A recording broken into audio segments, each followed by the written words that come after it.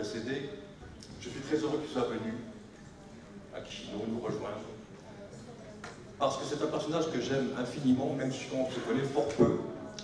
Et je le connais peu parce que je ne fais que le lire, je ne le fréquente pas, ce n'est pas un homme qui est dans mes connaissances, dans mon cercle relationnel, mais je le lis avec attention et beaucoup d'intérêt tous les dimanches, parce que ce bonhomme despote édite sur le web une petite revue pétillante d'humour, pétillante d'intelligence, qui s'appelle l'Antipresse, qui l'envoie gracieusement à tout un collectif tous les dimanches matins des potrons minés et qui sont un véritable régal pour l'esprit.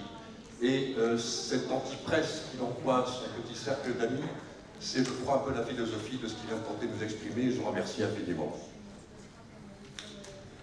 En ce qui concerne, j'aurais voulu commencer mon introduction, enfin mon allocution qui sera brève, rassurez-vous, car je sais que nous arrivons à l'heure du déjeuner, et que l'heure du déjeuner, c'est un droit de l'homme qu'il faut respecter. Donc je vais commencer mon intervention par une citation extraite du Deutéronome, chapitre 23, verset 19-20. Je cite: « Tu n'exigeras de ton frère aucun intérêt, ni pour argent, ni pour vivre, ni pour aucune chose qui se prête à intérêt. » En quelque sorte, exactement le contraire de ce que pense votre banquier, excusez-moi s'il y en a dans la salle, et d'une manière générale, que ce que pensent tous ceux, et ils sont nombreux, qui ont adhéré à l'idéologie marchande et qui sont convaincus que le tout commerce est l'idéologie qui doit mener le monde. Or, ce qu'il faut bien comprendre, c'est qu'en laissant la prééminence à la cause des marchands, à la carte des marchands, des banquiers si vous préférez, encore une fois, l'ordre du monde a été renversé. C'était l'allusion que faisait tout à l'heure Alexandre Douguine à la trifonctionnalité de Georges Dumézil.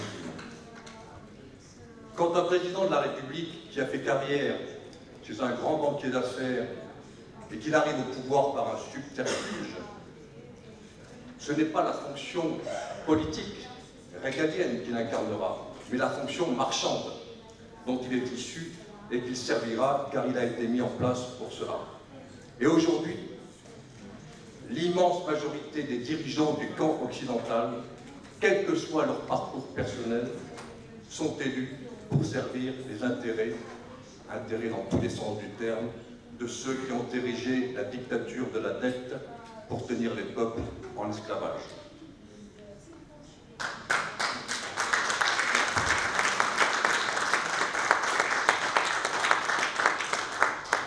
Ma plus grande surprise, mes amis, je vous l'avoue, est de constater que depuis l'arrêt programmé et contrôlé de l'expérience communiste en Russie, aucune école de pensée n'est apparue, en tout cas sur le devant de la scène, pour proposer une alternative au système occidental dominant.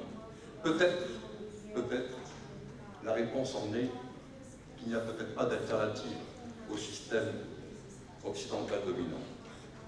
Car s'il y avait une véritable alternative au système capitaliste, ça aurait été, comme l'ont pensé de nombreux peuples pendant des décennies, l'idéologie marxiste-léniniste.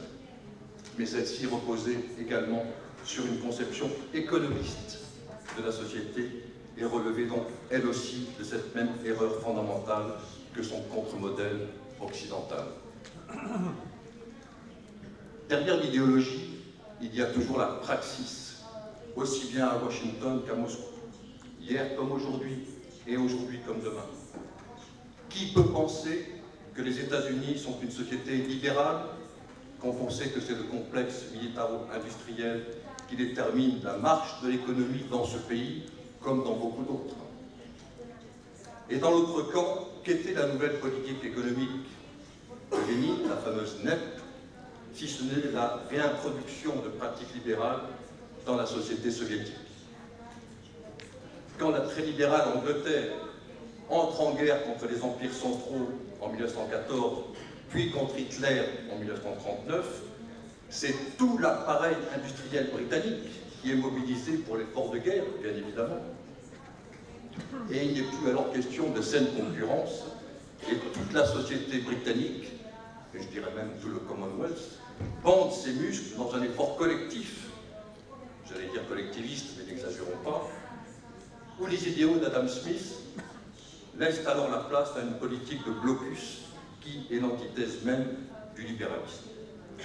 Et plus près de nous, lorsque Vladimir Poutine associe des pans entiers de la société civile dans les exercices militaires qui se sont déroulés récemment en Russie et en Biélorussie, les fameux exercices Zapad 2017, lorsque cette société civile, ces grandes sociétés sont introduites dans ces exercices, c'est la preuve par excellence que l'économie n'est pas le primat, que le primat c'est le politique, et que l'économie est au service de l'homme et donc au service du politique et du sacré. Ces quelques exemples de contradictions idéologiques, on pourrait les multiplier, sont destinés à illustrer mon propos visant à dépasser les conceptions matérialistes du monde pour leur substituer le retour à une conception classique de l'économie que l'on pourrait qualifier d'économie organique, c'est-à-dire libérale lorsque les conditions le permettent et contraignante lorsque les circonstances l'exigent. La libre entreprise, oui, bien sûr, mais au service de la collectivité.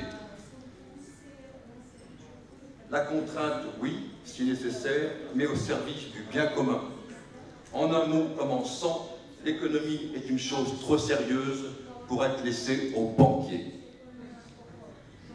Elle doit être a priori, sauf contrainte, de se livrer une guerre totale et sans merci.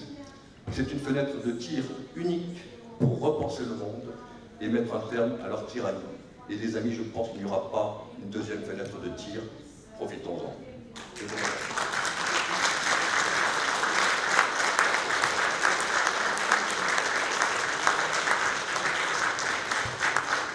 Cher Emmanuel Leroy, merci beaucoup pour ton intervention.